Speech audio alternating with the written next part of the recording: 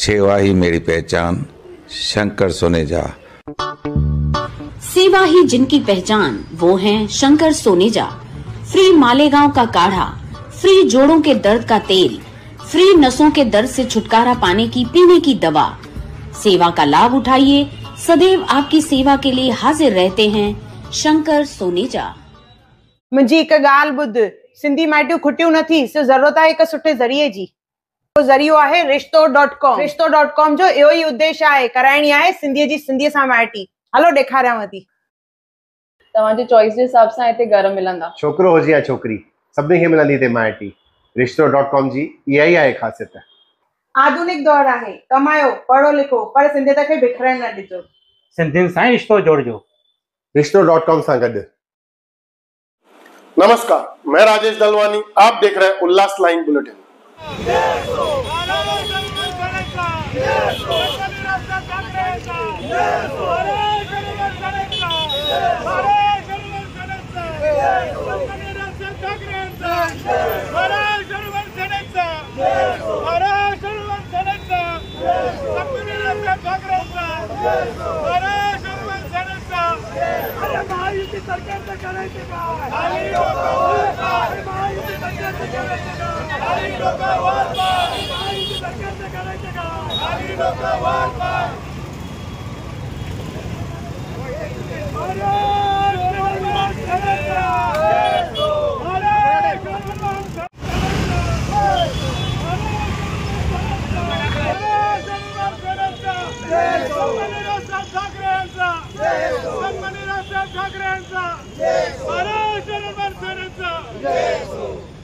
उल्लासनगर शहर की जीवन रेखा कहे जाने वाली शहाड उड़ान पुल की दुर्दशा को लेकर आज महाराष्ट्र नवनिर्माण सेना मनसे ने जोरदार आंदोलन छेड़ दिया। पुल पर जगह जगह गड्ढे होने से आए दिन दुर्घटनाओं का नागरिक शिकार हो रहे हैं। इस उड़ान पुल से स्कूल जाने वाले छात्र, नौकरी पेशा कर्मचारी और बुजुर्ग नागरिक रोज जान हथेली पर रखकर गुजरने को मजबूर हैं। आंदोलन के दौरान मनसे कार्यकर्ताओं ने सत्ताधारी पक्ष के खिलाफ जमकर नारेबाजी की।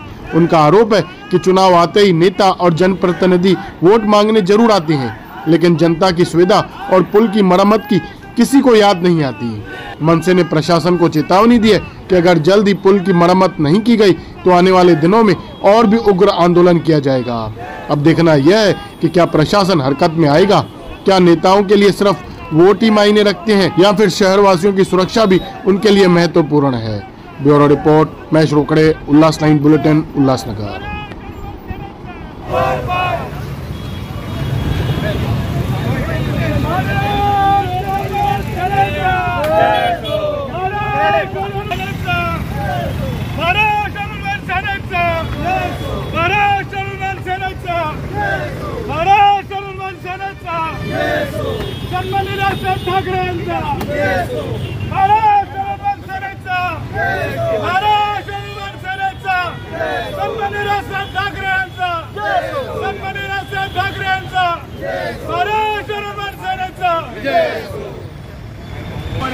आज सध्याची अवस्था तुम्ही काय करता, थरवर थर चढताय। त्या ब्रिजची अवस्था आहे पेलायची एवढी नाही, काढून घेणार आम्ही। मला एक सांगा, त्या ब्रिजची अवस्था आहे का?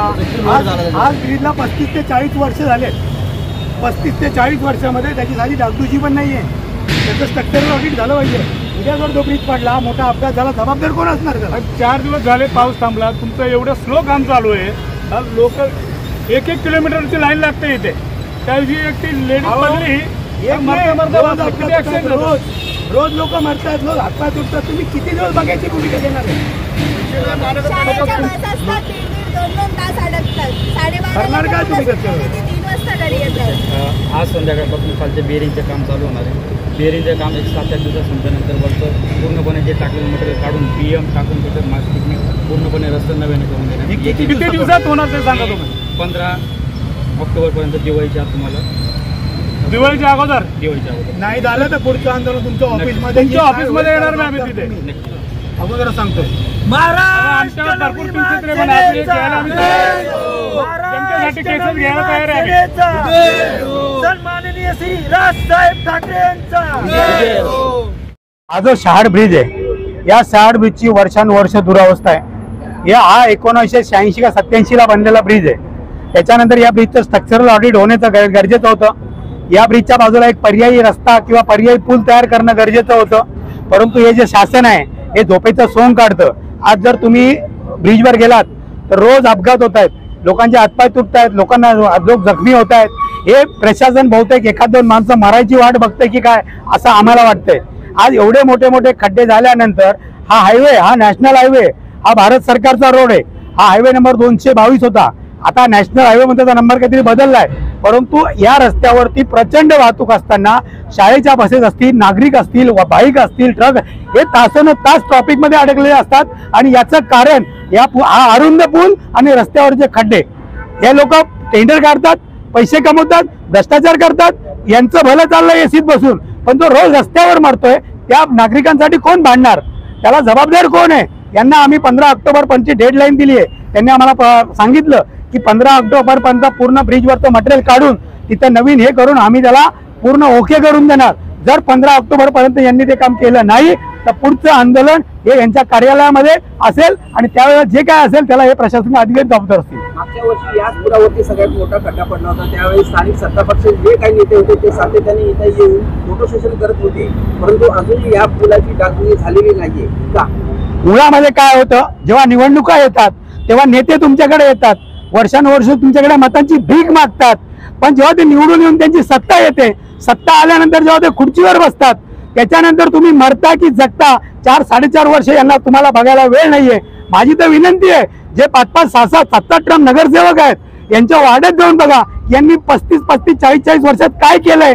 जर तुम्हाला काही दिसत नसेल तर तुम्हाला सत्ता पालट केलं पाहिजे, नवीन लोकांना संधी दिली पाहिजे, जेणेकरून हे शहर बदलेल, रस्ते बदलतील तुमच्या। अरे या 35-40 तुमच्या स्वातंत्र्य मिळून 70 वर्ष झालेत, 70 वर्षामध्ये या लोकांनी तुम्हाला साध्या मूलभूत सुविधा नाही दिल्यात, ना तुमच्याकडे रस्ते आहेत, ना तुमच्याकडे पाणी आहे, ना तुमची कचऱ्याची जमा सुटली।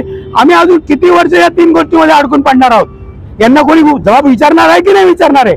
तुम्ही फक्त खड्डे पडले की शिव्या देऊन निघून जाता। अरे यांना अडवा, यांना विचारा, बाबा तुला 30 वर्ष निवडून दिलं, तू काय केलं? यांना प्रश्न विचारणार कोणतरी पाहिजे की नाही पाहिजे? दिवाळीपर्यंत सदर जो पूल पूर्णपणे बनवण्यात आला नसेल तर येणाऱ्या काळामध्ये खळखट्या निश्चित आहे का? येणाऱ्या काळामध्ये 15 ऑक्टोबर नंतर तुम्हाला नक्कीच ऍक्शन दिसेल की महाराष्ट्र नवनिर्माण सेना ऍक्शन मोडवर असणार आहे। उल्लास लाइन बुलेटिन को सब्सक्राइब करें, बेल आइकॉन दबाएं और देखिए उल्लास लाइन बुलेटिन की न्यूज़ सबसे पहले आपके मोबाइल पर।